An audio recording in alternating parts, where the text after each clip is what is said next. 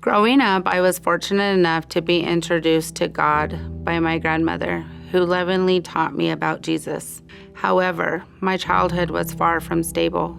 I was constantly shuffled between my grandma, my mom, and various foster homes. This instability bred a deep-seated anger towards God.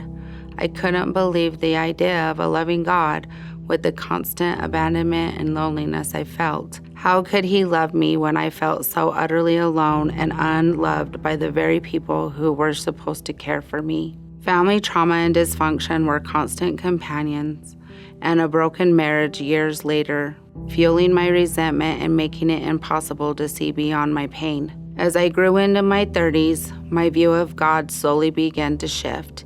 Even the ongoing struggles, I started to see God's grace. It was a process, a gentle unfolding that only became clear when I was finally ready to see it. Sometimes when life isn't going as we expect, it's easy to be blind to the blessings around us. The true turning point came a few years ago when I faced yet another trial. A second failed relationship left me feeling just as abandoned and hopeless as I had in my childhood. In that moment of utter despair, I fell to my knees and surrendered everything to God. The peace that came over me in that instant was profound, an almost tangible embrace that felt as if God Himself wrapped His arms around me. It was a peace I recognized, a comfort I hadn't felt so strongly since I was a little girl. In that moment, I understood He had never left me. Jeremiah 29:11-12, "For I know the plans I have for you, declares the Lord, plans to prosper you and not to harm you, plans to give you hope and a future.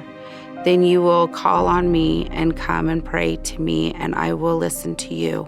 I now truly believe that the plans He has for me are far greater and more loving than anything I could ever imagine for myself. My journey is a testament to His unwavering presence. Even when we feel completely lost, I have never been abandoned.